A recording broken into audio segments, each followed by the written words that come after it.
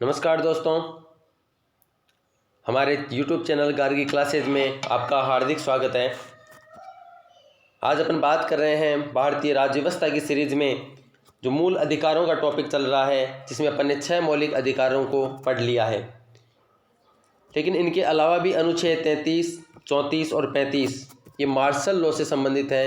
यानी martial law के समय अगर सैन्य कानून देश में लगाया गया है तो उस समय मूल अधिकारों की क्या स्थिति है, इस बारे में 3 अनुच्छेदों में वर्णन किया गया है मूल अधिकारों में।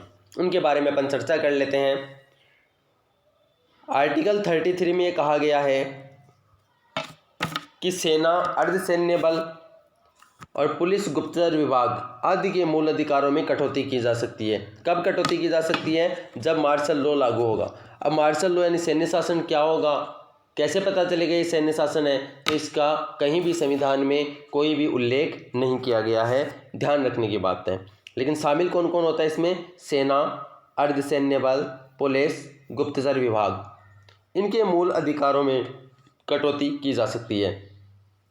आर्टिकल 34, जिन क्षेत्रों में ये सैन्य कानून लगाया जाता है, सैन्य विधि जिन क्षेत्रों में लगाई जाती है, उन क्षेत्रों में निवास करने वाले लोगों के भी मूल अधिकारों में कटौती की जा सकती है।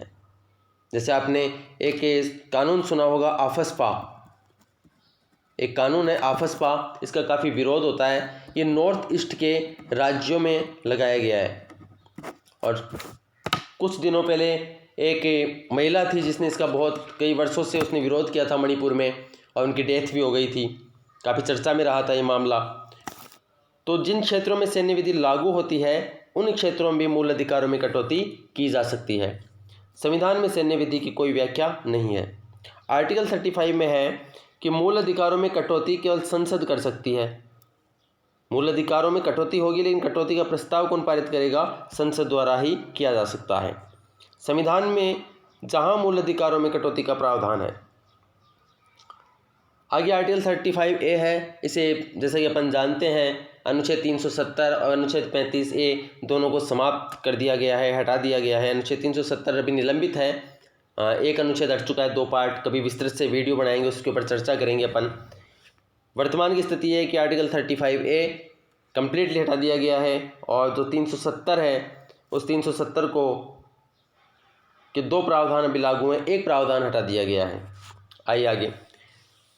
ऐसे मूल अधिकार जो केवल भारतीय नागरिकों को प्राप्त हैं, आर्टिकल 15, 16, 19, 29, 30, ये 5 ऐसे अनुच्छेद हैं जो केवल भारतीयों के लिए हैं, केवल नागरिकों को प्राप्त हैं, बाहरी विदेशी व्यक्ति को प्राप्त नहीं है। आर्टिकल 15 अपन ने देखा था, जब मैंने समानता का अधिकार, समता का अधिकार पढ़ाया, तब मैंने बताया भी था कि आर्टिकल 15 और 17 में क्या फ़र्क है। 15 भी सामाजिक समानता की बात करता है, आर्टिकल 17 भी सामाजिक समानता की ही बात करता है। लेकिन आर्टिकल 15 में एक तो आधार बताए गए थे कि भेदभाव 5 आधार थे कि जन्म, लिंग, वंश, धर्म, जाति, लिंग, वंश, जन्म स्थान के आधार पर भेदभाव नहीं किया जाएगा। जबकि आर्टिकल 17 में कोई आधार नहीं था। आर्टिकल 15 में एक इम्पोर्टेंट बात बताई थी मैंने कि ये नागरिकों को प्राप्त है केवल, जबकि आर्टिकल 17 नागरिक और व्यक्ति दोनों को प्राप्त है। आर्टिकल 16 की अगर बात करें अपन, तो ये है अवसर की समानता। लोक नियोजन में अवसर की समानता की बात थी, सार्वजनिक निर्गमों में अवसर की समानता की बात थी। तो एक ये केवल नागरिकों को प्राप्त है। आर्टिकल 19, ये अनुच्छेद 19 ये था कि वाक एवं अभिव्यक्ति की स्वतंत्रता केवल भारत के नागरिकों को प्राप्त है, विदेशियों को प्राप्त नहीं है, यानी व्यक्तियों को प्राप्त नहीं है, नागरिकों को प्राप्त है। आर्टिकल 29 और 30 तो है ही नागरिकों के लिए कि अपनी भाषा, लिपि, संस्कृति का संरक्षण कर सकते हैं। आर्टिकल 30 की अपना जो कल्चर है उस कल्चर को बढ़ाने के लिए, अपनी संस्कृति के विकास के लिए, संस्कृति के उत्थान के लिए, अपने समुदाय के विकास के लिए शिक्षण संस्थानों की स्थापना की जा सकती है और उनमें धार्मिक शिक्षा भी दी जा सकती है। से सभी मूल अधिकार विदेशी नागरिकों के लिए उपलब्ध हैं।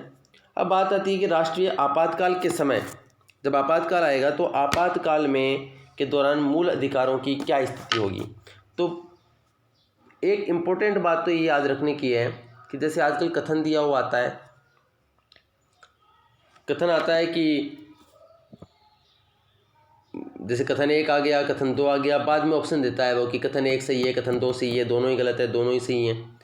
तो एक अपन छोटी सी बात करें कि राष्ट्रीय आपातकाल के दौरान मूल अधिकारों का क्या हो रहा है, निलंबित हो रहे हैं, हटते नहीं हैं, निरस्त नहीं होते हैं। ध्यान रखने की बात है, ये हटेंगे नहीं। कई बार वो स्टेटमेंट देता है कि राष्ट्रीय आपातकाल के समय मूल अधिकारों को हटाया जा सकता है या हटा दिए जाते हैं, तो हटते नहीं हैं, ये क्या होंगे, निलंबित। यदि हटा हुआ शब्द आ गया, निरस्त शब्द आ गया, तो वो कथन गलत हो जाएगा, स्टेटमेंट गलत हो जाएगा। और अंग्रेजी वर्ड याद रखिए आप, तो सस्पेंड वर्ड आएगा कि सस्पेंड हो जाते हैं। तो आर्टिकल 358 में कहा गया है कि राष्ट्रीय आपात की घोषणा के साथ ही अनुच्छेद 19 का स्वतः ही निलंबित हो जाता है, अनुच्छेद 19 में निलंबित हो जाता है। 44वें संविधान संशोधन के द्वारा एक प्रावधान किया गया कि यदि सशस्त्र विद्रोह के कारण राष्ट्रीय आपात की उद्घोषणा हो, केवल सशस्त्र विद्रोह के कारण, तो आर्टिकल 19 का निलंबन नहीं होगा। देखना वापिस, आपातकाल लागू होता है 3 आधारों पर: युद्ध, बाहरी आक्रमण और तीसरी स्थिति है सशस्त्र विद्रोह हो जाए तो राष्ट्रपति आपातकाल की उद्घोषणा कर सकता है। अब आर्टिकल 19 युद्ध और बाहरी आक्रमण के स्थिति पर यदि इस आधार पर आपातकाल घोषित किया गया है तो आर्टिकल 19 का निलंबन हो सकता है। लेकिन यदि आपातकाल लगाया गया है सशस्त्र विद्रोह के आधार पर तो अनुच्छेद 19 बना रहेगा, निलंबित नहीं होगा। ऐसा प्रावधान किया गया 44वें संविधान संशोधन के द्वारा। फिर आगे अनुच्छेद 359 आता है।